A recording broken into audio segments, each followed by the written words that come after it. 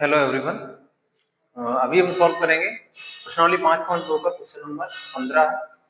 और देखिए क्वेश्चन क्या लिखा है कि n के किस मान के लिए दोनों समांतर श्रेणियां 63, 65, 67 और 3, 10, 17 के nवें पद बराबर होंगे। मतलब यहाँ हमको दो समांतर श्रेणी दी है 63, 65, 67 और 3, 10, 17। अब ये कह रहे हैं कि इनकी nवें पद n के किस मान के लिए nवें पद बराबर होंगे। तो हम क्या करें, इन दोनों श्रेणियों की मतलब इसका nवां पद निकाल लें और इसका भी nवां पद निकाल लें और दोनों को बराबर रख दें तो हमको n का मान मिल जाएगा जो हमसे ये पूछ रहा है। चलिए देखते हैं कि इसका सॉल्यूशन किस प्रकार होगा। सॉल्यूशन तो प्रथम एपी क्या दिया है, प्रथम एपी के लिए प्रथम एपी क्या लिखा है 63, 65, 67। इसमें ए का मान क्या है, प्रथम पद यानी लिख सकते हैं पहला पद कितना है, पहला पद ए बराबर 63 है और सार्वंतर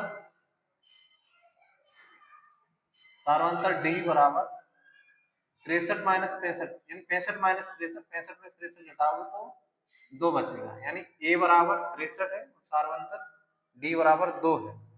यहां से एनवा पद निकालें इस श्रेणी का, तो एनवा पद मतलब एन बराबर A plus N minus 1 into D. एनवा पद इस श्रेणी का एनवा पद क्या होगा, ए और डी के मान रख देंगे तो एनवा पद हमको मिल जाएगा। ए का मान कितना है 63 है प्लस एन माइनस 1 तो डी का मान कितना है 2 गुणा 2, ये हो जाएगा 63 प्लस 2 का एन के साथ गुणा करेंगे 2n माइनस 2 एकम 2, ये इसका एनवा पद चल रहा है। 63 में 2 घटाएंगे 61 प्लस 2n, इसका एनवा पद हमने प्रथम एपी का एनवा पद निकाल लिया। इसी प्रकार द्वितीय एपी का भी हम एनवा पद निकालें। अब द्वितीय एपी क्या दिया है वो भी लिख लेते हैं 3, 10, 17। तो इसमें पहला पद क्या होगा, ए बराबर 3 और डी बराबर 10 माइनस 3, 10 में से 3 घटा देंगे तो 7 मिलेगा, यानी ए बराबर 3 है और डी बराबर 7 है। तो यहां से इसका एनवा पद निकालें, इस श्रेणी का एनवा पद, इस श्रेणी एनवा पद मतलब ए एन बराबर A plus N minus 1 into D. A और डी के मान रखते हैं तो यहाँ से ए एन बराबर निकलेगा, ए का मान कितना है 3 प्लस एन माइनस 1 और डी का मान कितना है 7, तो 3 प्लस 7n माइनस 7 एकम 7, 3 में 7 घटा देंगे तो ये बच जाएगा माइनस का 4, तो ए एन बराबर 4। देखिए हमने यहाँ पे दोनों एपी के एनवें पद निकाल लिए। अब ये कह रहे हैं कि एनवें पद बराबर होंगे, तो एन के किस मान के लिए एनवें पद बराबर होंगे। तो हमने मान लीजिए कह रहे हैं बराबर है, तो हम यहाँ इन दोनों को तब प्रश्नानुसार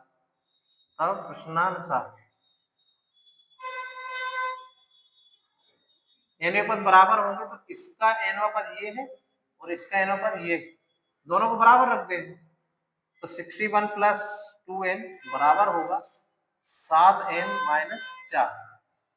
अब n वाले पद एक तरफ कर लो और बिना n वाले एक तरफ कर दो, इस 7n को इधर ले आएंगे तो ये बनेगा 2n माइनस 7n और ये माइनस 4 पहले से ही है, इस 61 को इधर लाए तो माइनस का 61, 7 में से 2 घटा दो या 2 में 7 घटा दो यहाँ तो माइनस 5n मिलेगा बराबर माइनस के 61 और 4 65, तो यहाँ से n बराबर मिल जाएगा 65/5 और 5 का भाग देने पर हमको मिलेगा n बराबर 13, यह माइनस से माइनस काटने पर n बराबर 13×65। तो हम कह सकते हैं कि इस श्रेणी के nवें पद यानी 13वें पद, n का मान 13 निकाला, तो इस श्रेणी का 13वां पद और इस श्रेणी का 13वां पद दोनों आपस में बराबर होंगे। चलिए अगला क्वेश्चन देखते हैं क्या है। अगला क्वेश्चन हमारे सामने है, वह एपी ज्ञात करिए। क्वेश्चन नंबर 16 है, वह एपी ज्ञात कीजिए जिसका तीसरा पद 16 है और सातवां पद पांचवें पद से 12 अधिक है। मतलब यहाँ सातवें और पांचवें पद का अंतर दिया है और तीसरा पद 16 है, ये हमको दे रखा है। तो चूंकि सॉल्यूशन किस प्रकार करेंगे देखते हैं। सॉल्यूशन दिया है, लिख लेंगे पहले तो, दिया है एपी का तीसरा पद, एपी का तीसरा पद, तीसरे पद को हम A3 लिख सकते हैं। A3 कितना दिया, 16, और तीसरे पद को A प्लस 2D बराबर 16 ये लिखेंगे और इसका हमने समीकरण 1 कह दिया है, फर्स्ट समीकरण। अभी इसी के साथ में ये भी दिया है कि सातवां पद पांचवें पद से 12 अधिक है, तथा साथ ही ये भी दिया है कि सातवां पद, जो सातवां पद है पांचवें पद से 12 अधिक है।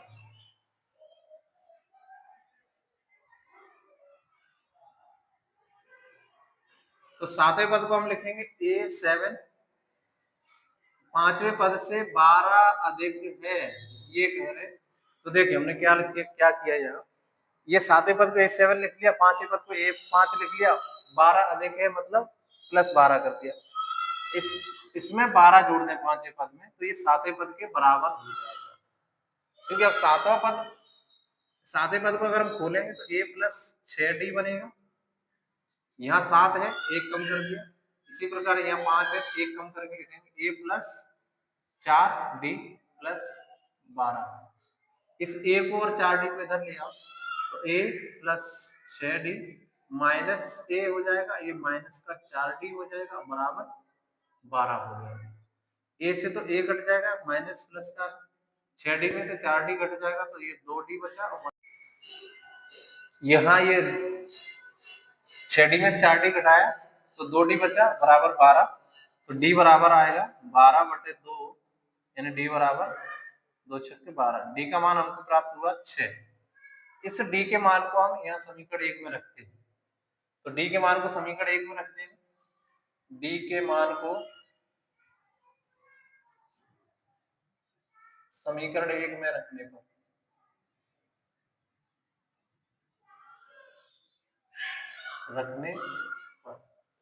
तो समीकरण 1 लिख लें पहले। A प्लस 2D बराबर कितना है 16। D का मान यहाँ रखेंगे, A प्लस 2 गुणा D का मान हमने निकाला कितना 6, तो 2 गुणा 6 बराबर 16। तो A प्लस ये कितना होगा 12, 6 दूना 12 बराबर 16। इस 12 को उधर ले जाए, A बराबर 16 माइनस 12, तो A बराबर 4।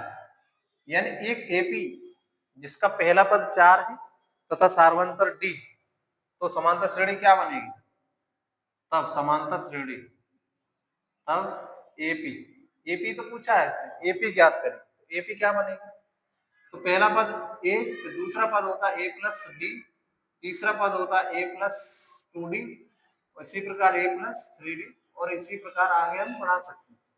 तो पहला पद कितना है 4, दूसरा पद A प्लस D, A का मान 4 और D का मान 6 है।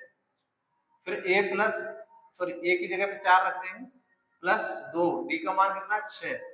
ऐसे यहाँ पे 4 प्लस 3 गुणा 6 और आगे ऐसे रखते चले।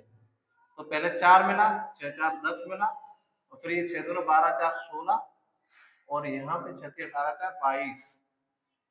यहाँ 6 6 के अंतर से आगे बढ़ रहे हैं, 4 10 16 22, और यही हमारा आंसर है।